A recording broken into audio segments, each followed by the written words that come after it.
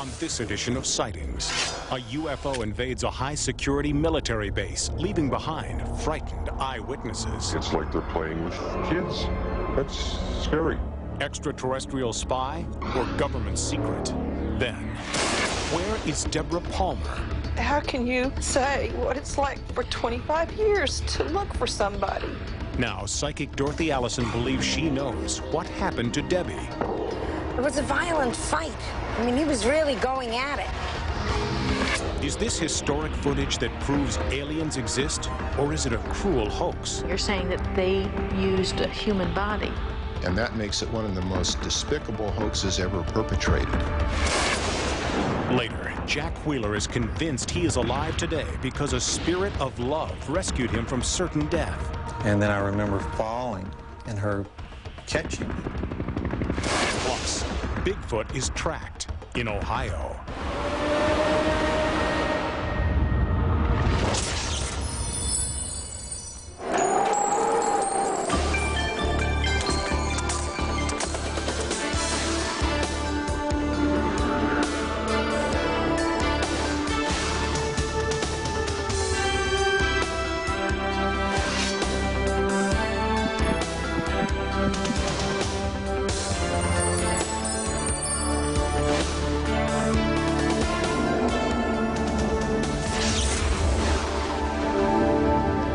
Welcome to Sightings. I'm Tim White. The videotape you're about to see is different. It was shot in late 1994 in the government's own backyard, the super-secret Nellis test range in southern Nevada. Had the tape not been smuggled out, it might well have been classified by authorities. The base employees in this report appear at considerable professional risk, and therefore their identities have been heavily disguised. 21.3 degrees, 18.5 degrees elevation.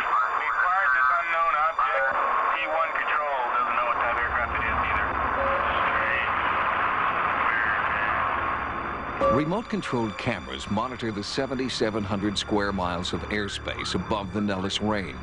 The cameras record fighter jet training, tactical exercises, and in at least one case, this UFO. The video, from a tracking location known only as S30, was fed into Nellis Air Force Base in Las Vegas. Personnel there monitor what is supposed to be classified data about aircraft runs over the 3 million acres of desert that make up the Nellis Range. An unknown aircraft making its way onto the complex, says aerospace journalist Bill Sweetman, is not considered standard operating procedure. I don't think you'd really see many objects wandering in by accident. They're very, very careful to ensure that sort of thing doesn't happen. The potential for serious accident if somebody is really straying into the range is very, very serious. And yet, something obviously did stray in, and it frightened the camera's remote-controlled operators. This craft shows up, and it's like they're playing with kids. It's like, do whatever they want and buy now. That's scary. I've never seen anything like this before. This was my first encounter seeing anything of this nature. And I've been working the ranges for close to 10 years. It seemed to move in whichever direction it wanted to go whenever it wanted to, contrary to any aircraft that I've seen in the past. Chuck DeCaro is a former member of U.S. Special Forces, specializing in state-of-the-art military technology. He has analyzed hours of video footage of supposed UFOs, debunking many. But he has never seen anything like the Nellis UFO. In my first look at that tape, I said, wow. And I continue to say, wow. There are only 3 things that could be on that tape. One is a very elaborate and very expensive hoax. I don't think that's what we're seeing. The second is some kind of a black project, a secret project that has some very unusual aerodynamic characteristics. And the third, if you can eliminate all those aerodynamic answers, could be a true unknown. And if that is an unknown, if you can come to that conclusion, you've got a pretty interesting piece of history right there. To rule out the possibility of a hoax, Sightings asked a government subcontractor who uses the same image analysis computer as the Department of Defense to analyze the S30 tapes. He has asked to remain anonymous. The video appears to be genuine. Specifically, it was taken by contractor personnel that are operating tracking sites for the United States Air Force. Could the Nellis UFO be a rare glimpse at a military black project? The stealth bomber is one former black project tested in Nevada and early on misidentified by civilians as a UFO. But our sources insist that when black projects are tested, the tracking cameras are deactivated. The camera operators in the tracking sites are not exposed to those highly classified aircraft on a typical basis. Chuck DeCaro and the government video engineer compared notes on the possibility that this UFO was a black project. What's startling about it is that it doesn't resemble any shapes that I would know immediately. And that's why I thought it was interesting to start with. It almost appears to be like spherical in the center and with an appendage on the bottom and on the top. You don't see any evidence of rotors. No. And also the startling thing is it seems to change shape. Another anomalous characteristic of the object is its apparent ability to change shape instantaneously. The physical profile of the object changes almost frame to frame. Sometimes it appears almost to be a fuzzy, gassy cloud. In some portions of the video, it appears to be several spherical objects surrounding a dark mass. To get a better look at the flight characteristics of the Nellis UFO, Sightings consulted with Chip Peterson, a video processing expert. He stabilized and enhanced several minutes of the S30 video. I basically moved each frame, and you can see the frames actually moving now, showing the degree that I had to move the image in order to keep this object stable in the center. The stabilized image clearly shows the odd shape of the object shifting and turning in the sky. I then took the numbers one by one and reconstructed the flight path, and that's the only way I could determine what the actual motion was, and I recreated that in 3 dimensions. It's initially heading away from the camera, and it abruptly changes, and during this phase, the range is increasing. It's actually going away from the camera. And at this point, it changes direction. Wind wouldn't do that. It wouldn't change that abruptly. And it wouldn't follow a constant radius throughout this entire portion here. It's all at constant distance from the camera. It's as if it's observing the ground position just as the ground is observing it, and maintaining this constant distance. Based on his knowledge as an aerospace engineer, Peterson offered one possible explanation for the abrupt turns performed by the UFO. You could interpret it as if it determined it was on radar at this point. Perhaps if you're on radar, of course, you can sense that in all of our fighter planes. You know when you're being tracked. As soon as you get a lock where you get this radar signal, it would seem to me that this object was interested in who's observing it, and it turned in order to find out. When something starts to change shape like that in the air, you become very, very puzzled, because you realize that you're looking at something that appears to involve a whole new technology that we don't understand. What you want to do, of course, is go and find the person who's invented this and say, whatever made you think of that, and what does it do, and how does it do it? But we will probably never know who created this new technology. Questions about the earthly or otherworldly origins of the Nellis UFO are unanswerable. Until the mastermind behind this craft comes forward, there is only speculation and fear. Like us viewing an ant farm. And the ants think they're it. That's the scary part.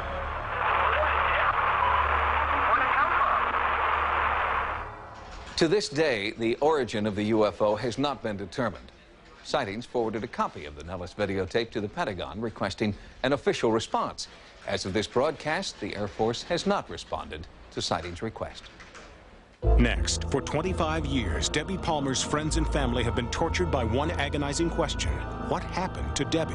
I knew she was coming back to me.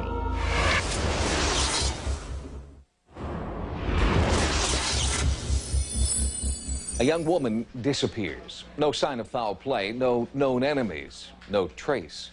When Deborah Palmer's family reported her missing, the police didn't know if she'd been kidnapped, murdered, or had simply walked away from her life.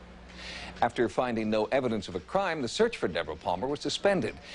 But in a sad paradox, the very circumstances that caused the police to stop looking are what continue to give her family hope that Deborah will be found.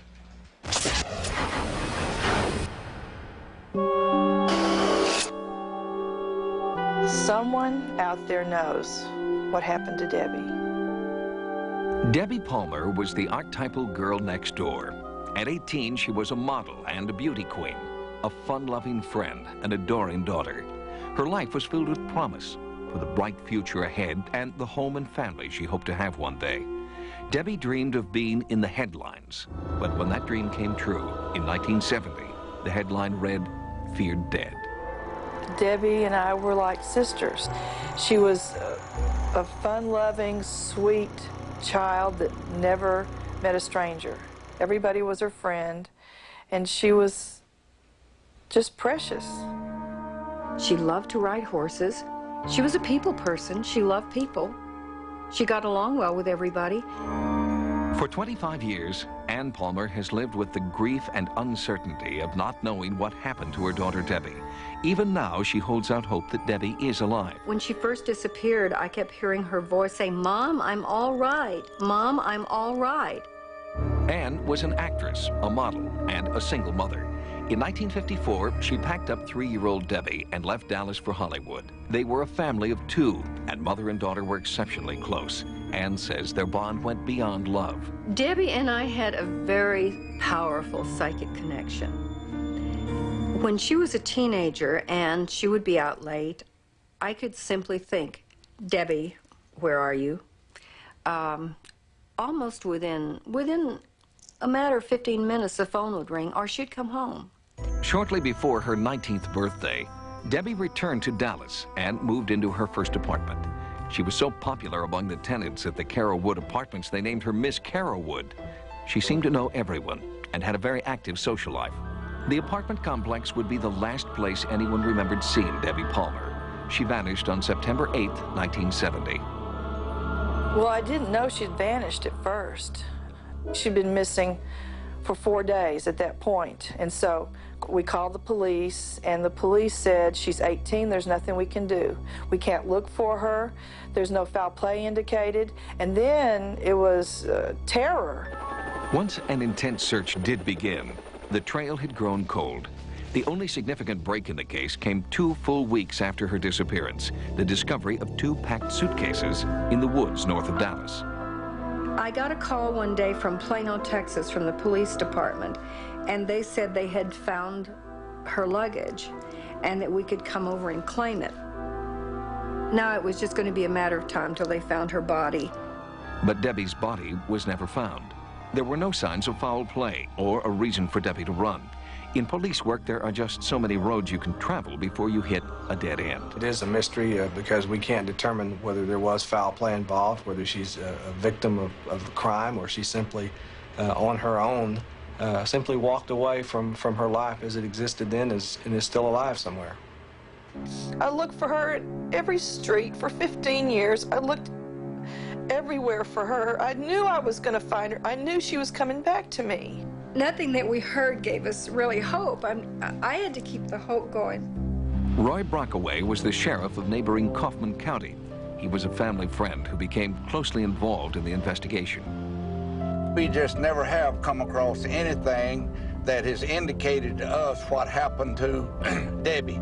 Sightings brought world-renowned psychic detective Dorothy Allison to Dallas to work with the former sheriff. As he drove near Debbie's last known address, Dorothy began to express strong psychic impressions of Debbie. Roy, there's this one forest area where it's real isolated, where I believe that girl was taken. Yes, if you've done a murder or anything like that, there is places out here that you can put a body that probably could never be found. Although she did not know where the suitcases had been located, Dorothy guided Roy to a location eerily nearby. Roy, this is the kind of a scene that I actually saw her in. It seems exactly like this spot here. Dorothy's last stop was the Carrollwood Apartments. Outside Debbie's apartment, Dorothy attempted to psychically reconstruct the final hours before her disappearance. What happened that night was that they had a very bad argument. She was with this one fellow that she had been going with for a while, and she wanted to get rid of him. And he said he was going out to the store someplace, but I believe he went to pick up some drugs. And then all of a sudden, this other fellow comes along. I feel like she was getting rid of one to go with the other. It was a violent fight. I mean, he was really going at it. So he takes her and promises her to take her to a doctor, but instead where he takes her is to kill her. Could Debbie Palmer have been murdered, as Dorothy's psychic visions seem to suggest? The scenario of jealousy, violence, and drug abuse certainly doesn't fit Debbie's wholesome image. But after Dorothy's psychic revelations, those who knew Debbie best admitted she could have been led astray. It could have been the boyfriend. It was a party Thursday night, is where she disappeared. And she said she was going to have a little talk with him.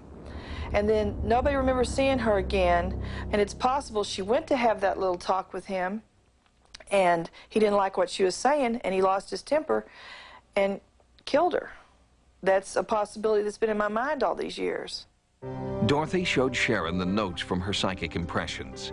Because legal charges have yet to be filed, we asked them to refrain from mentioning actual names of suspects. Now here's a list of the names that I have written down. And you can tell, only you can tell me if you recognize anything there. Without calling names, the first and the last name of the man she was dating, that she was going to have the little talk with, to break up with him, his first and last name are both here. And in between is, you have my grandmother's maiden name.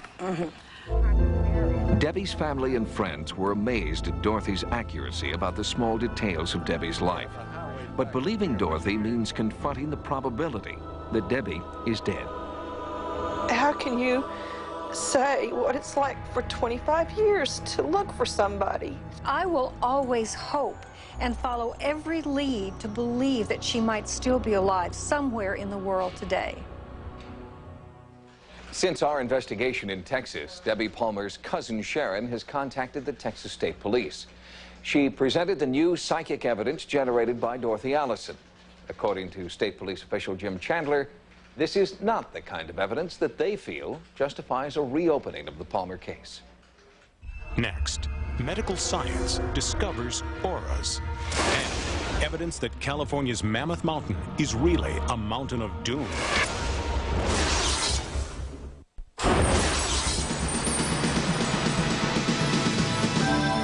Here are some of the stories Sightings is following in the news.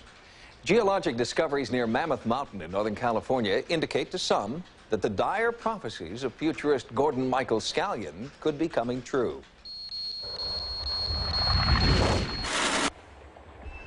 The picturesque landscape of Mammoth Mountain, California is deceiving. Beneath this pristine forest, there is a boiling, seething lake of molten earth poised to unleash its fury. That the earth is going to open up in California, and I can tell you exactly where it will open up. It'll happen between Bakersfield and the Baja to Eureka.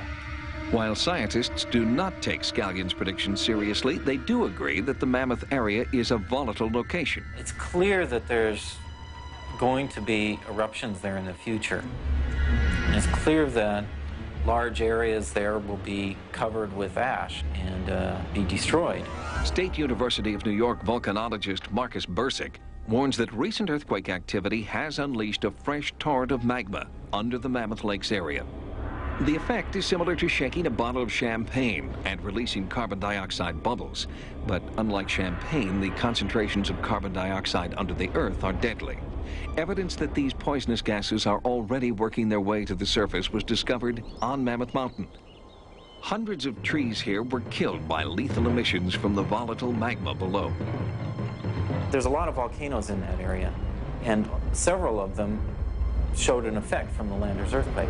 So this magma is sitting there stewing underneath the surface, and it's emitting this carbon dioxide along with other gases.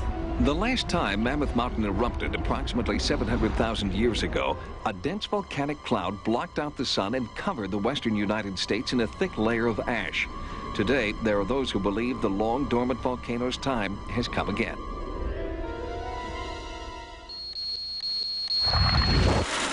In the fall of 1967, something strange crashed into the water off Shag Harbor, Nova Scotia. Since then, UFO investigator Chris Stiles has been building an impressive document trail indicating that the Canadian government knows more about the crash than they're willing to tell. I believe that this was a device from another intelligent civilization, not of this earth. Now, Chris Stiles and Sightings are mounting a new full-scale investigation to scour the ocean floor beneath Shag Harbor in search of UFO debris. Our findings in an upcoming edition of Sightings. Researchers at Pennsylvania State University are confirming with technology what some holistic healers have felt for years, that the magnetic field around the human body changes with the onset of disease. Well, this is a picture that shows basically the distribution of the magnetic field of a human body. Michael Smith and his colleagues at the Penn State Magnetic Resonance Imaging Lab are pioneering a breakthrough technology for surgeons. It can show them the positions of say, for instance, a tumor. It can show them the presence of a tumor or a disease that they're not aware of. And it really gives them a visual way to look into the human body and see what's wrong. So that's the safe and give you a high resolution, also give you the image of the soft tissue. The future of MRI technology offers tantalizing possibilities, but so far it is only a diagnostic tool. I think the comparison between holistic medicine techniques and MRI should be viewed, with caution. People should use those things that have been proven to be useful to diagnose their disease. We'll have more stories from the news next time. Now, here's what's coming up on Sightings. Dolores Wheeler loved her husband so much, she saved his life 12,000 miles away. And are these pictures of an alien autopsy an incredible find or an incredible fraud? The risk of sounding pompous, yes, I could have done it a lot better.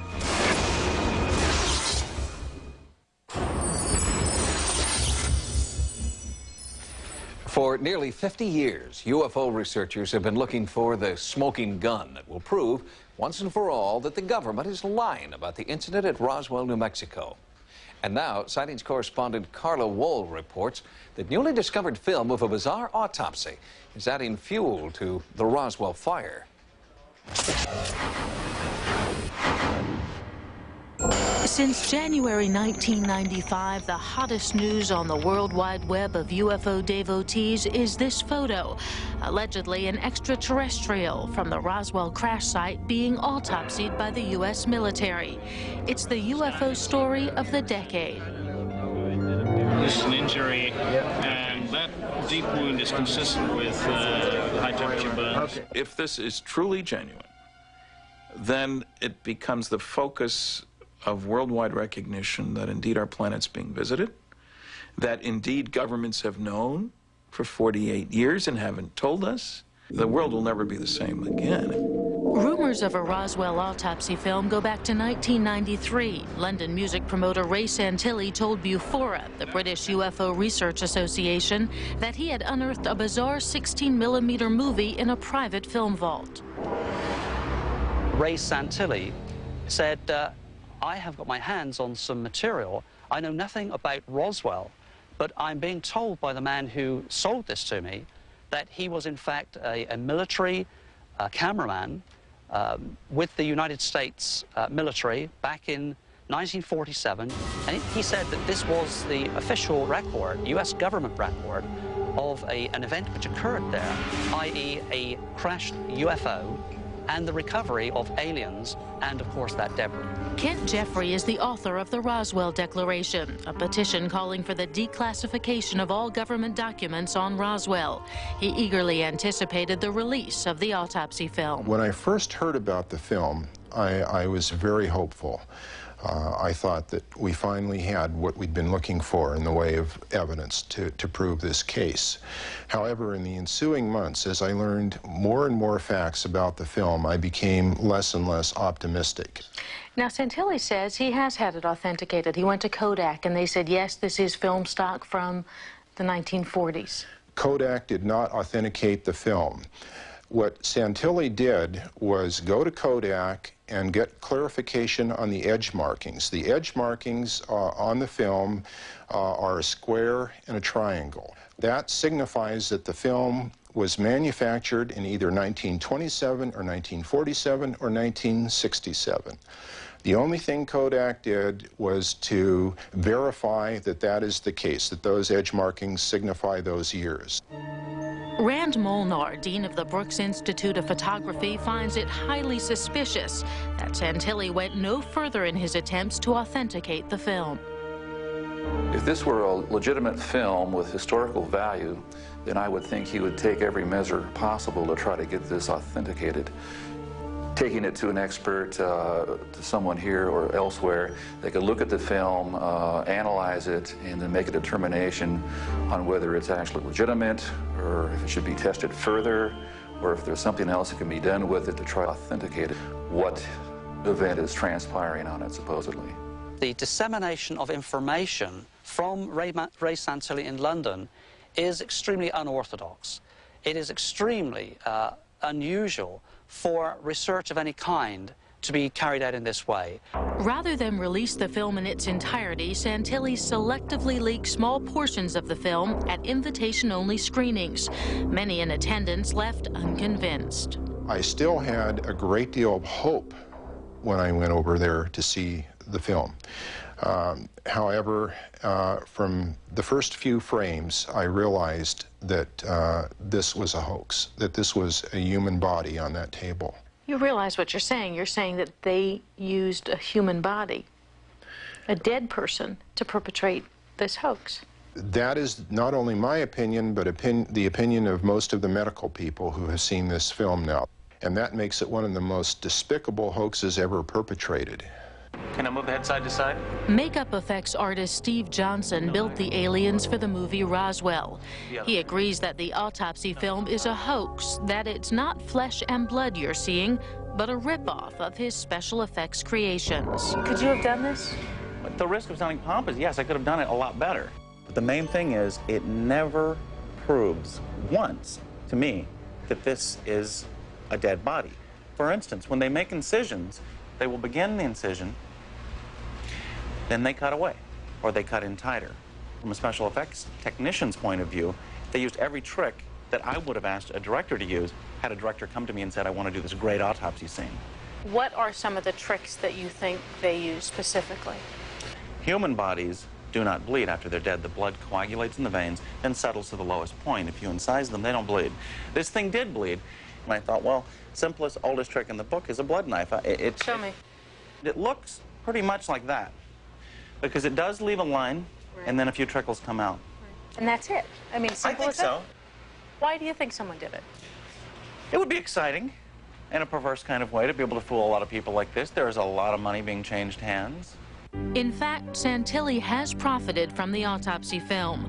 He's reportedly signed six-figure deals with American, French, and Japanese television networks. To put together a hoax like this would require a tremendous amount of time, effort, and money. Certainly the Roswell incident is one of the better documented UFO incidents, so this would be a likely candidate other than some obscure thing. Many ufologists worry that the flap over Santilli's film is obscuring the real story of Roswell. UFO researcher Clifford Stone gave me a tour of the old Roswell military base. This was known as Hangar 84. In July of 1947, this building right here housed a secret that the United States government didn't want to talk about. As a matter of fact, I would state that they considered that secret so sensitive that it was rated higher than even the hydrogen bomb. According to Stone, while the autopsy film may be a hoax, the recovery of aliens is not. Bodies were seen by many people, including some credible military witnesses. Among those propounding a theory of government cover-up is Walter Haut, the former Air Force lieutenant who was ordered to write the Roswell press release stating the UFO was a weather balloon. I feel very, very sincerely that it was a cover-up. It was a way of burying something. I guess that's the easiest word to use. Could Ray Santilli be just another unwitting pawn in a Roswell disinformation campaign? Disinformation is not a word that a lot of people like. It implies our own government is putting out false stories. Gee, really? Could they do that? Yes. One of the things that you normally do in the intelligence community, all kinds everywhere, if some truth leaks out that you don't want leaked out, you flood the market with garbage. Then there's no way to separate out. Do you hope that there is another film or some other evidence out there to prove that Roswell did in fact happen? I certainly do, and I think it's a real possibility. And we are working very hard on trying to find any individuals who might have such evidence or who may have even just participated and now be willing to talk so that this information can be shared with the rest of the world. Nearly everyone who's studied the Roswell autopsy film is convinced that it's a hoax. But Ray Santilli, the owner of the film, stands by its authenticity. Next, a story of life-saving love that transcends time and space. I felt a presence around me. I looked up and I saw my wife.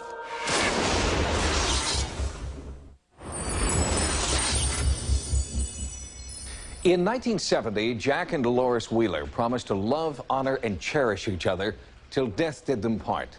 Within a year, the significance of those wedding vows would be tested on a Vietnam battlefield. Because of what happened there, Jack Wheeler has come to believe that his wife's love is a part of a supernatural force that saved his life more than once.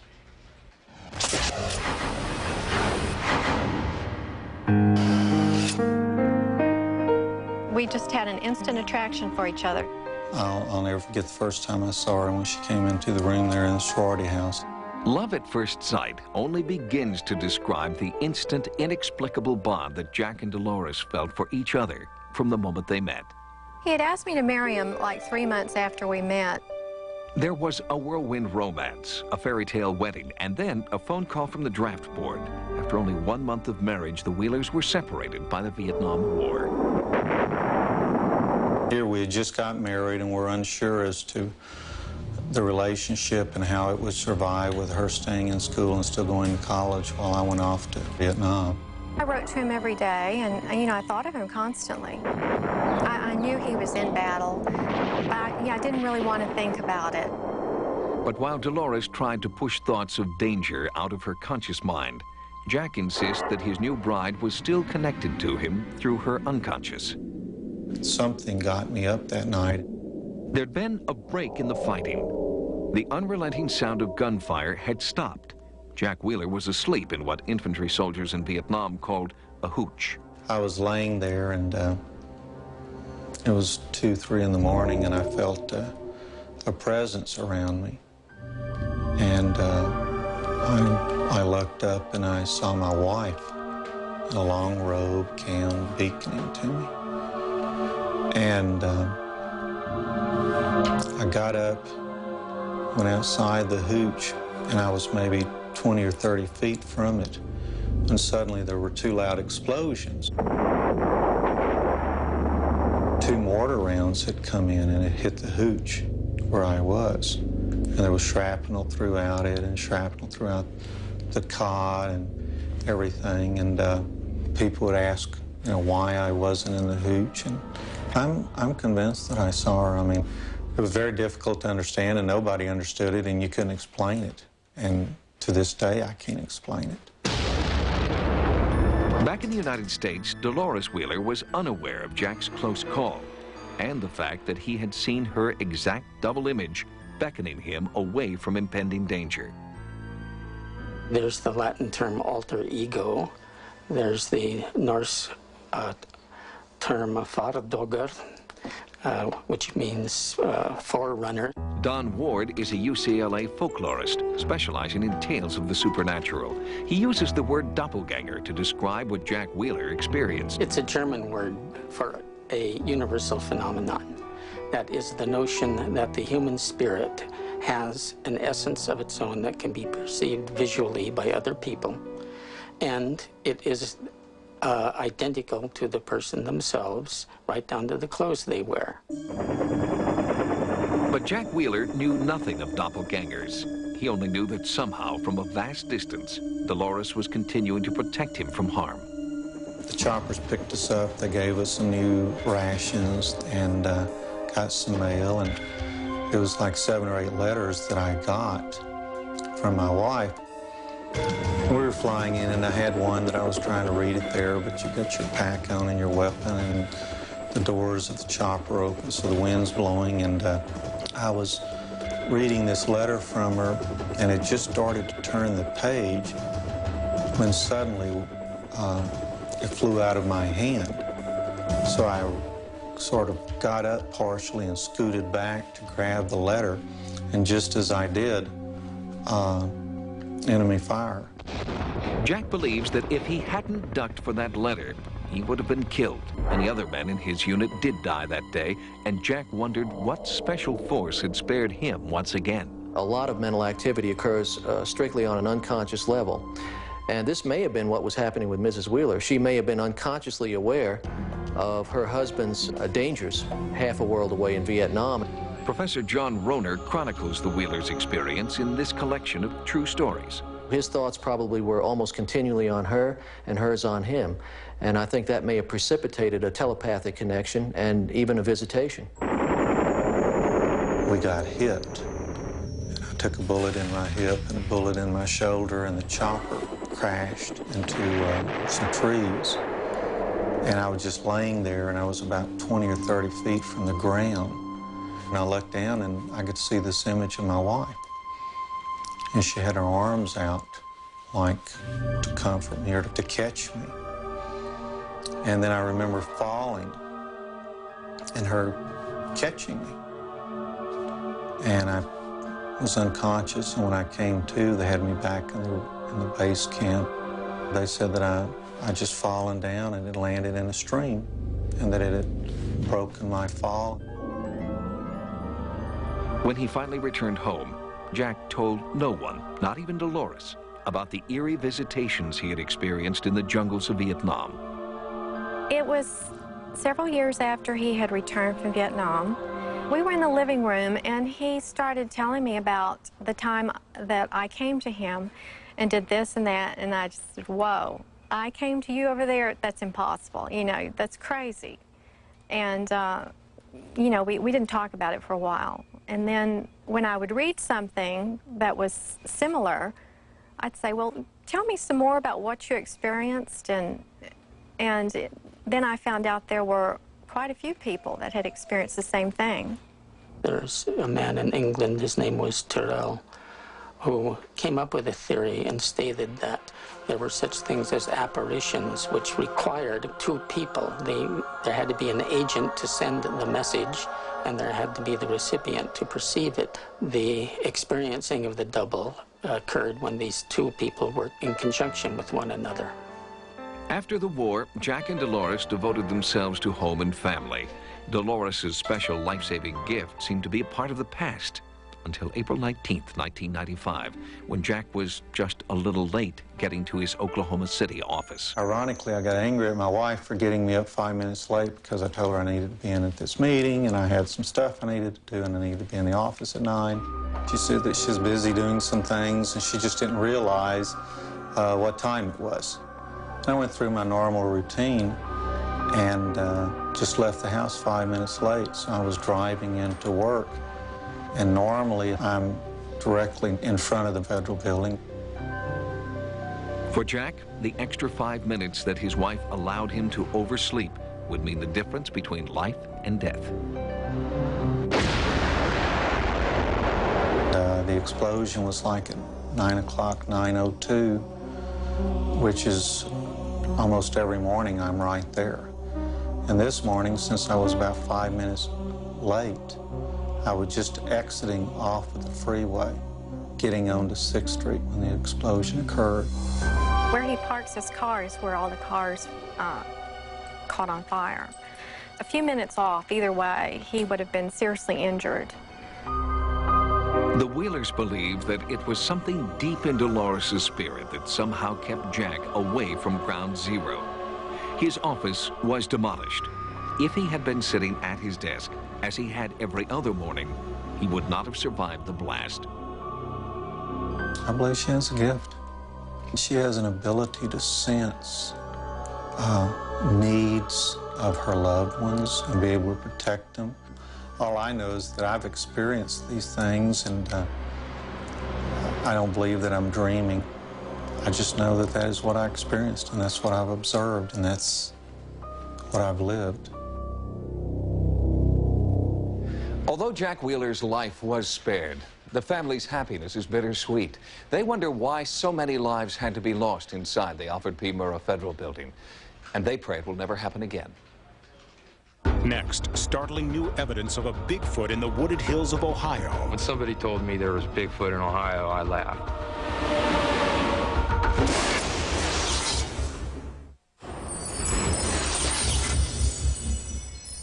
Bigfoot expeditions have become a kind of a cottage industry in the Pacific Northwest. Entering Bigfoot country, the billboards proclaim. But recent sightings 1,500 miles to the east seem to indicate that Bigfoot's range may extend all the way across the Rockies and into the Midwest. I would like to report what I believe to be a Bigfoot sighting approximately 5 miles from Lisbon, Ohio. Probability of a Bigfoot being sighted in Ohio obviously is lower than in the Northwest, but you can never exclude it absolutely, because historically there have been a goodly number of sightings made in that area of the country. Biologist Dr. Henner Fehrenbach specializes in primate research at a college near his home in Beaverton, Oregon. His extensive analysis of Bigfoot evidence grew out of a casual interest in the subject during the 1960s. Scientists that are ordinarily quite rational refuse to even inform themselves of the evidence that is available. They reject it as if it was a ghost. When somebody told me there was Bigfoot in Ohio, I laughed. I didn't believe it. But compelling physical evidence and eyewitness reports have made George Clapperson and Jody Cook believers.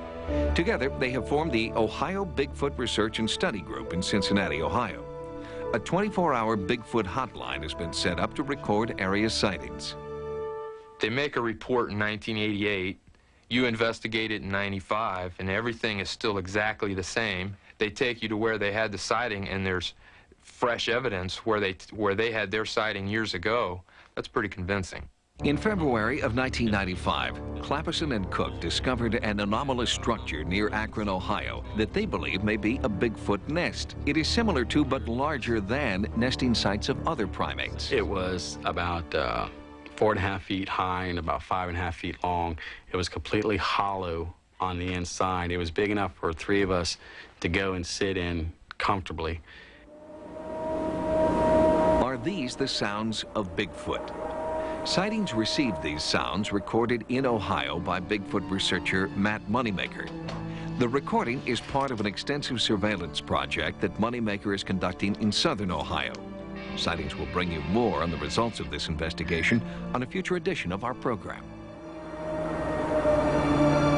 Peter Byrne of the Bigfoot Research Project is cautiously optimistic about the reported sightings in Ohio. In an average 6-month period, Byrne receives more than 3,000 calls.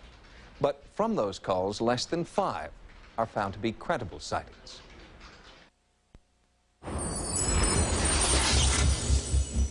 If you've had a paranormal experience, please write to us at Sightings. Sightings can also be contacted at America Online at keyword Sightings. At the Sightings Forum, download images, sounds, and QuickTime clips. Also, join us daily in our chat room, live on AOL.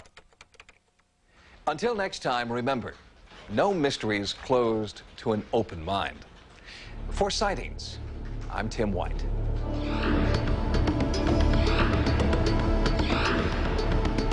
Next on Sci-Fi, Dark Shadows. Sci-Fi World. Monday, Superhero Land. Tuesday, Creature Land. Wednesday, Galactic Land. Danger! Thursday, Fantastic Land. Friday, Inhuman Land. Sci-Fi World, chain reactions of sci-fi's greatest hits. Weekdays, 11 to 4, Eastern and Pacific on Sci-Fi.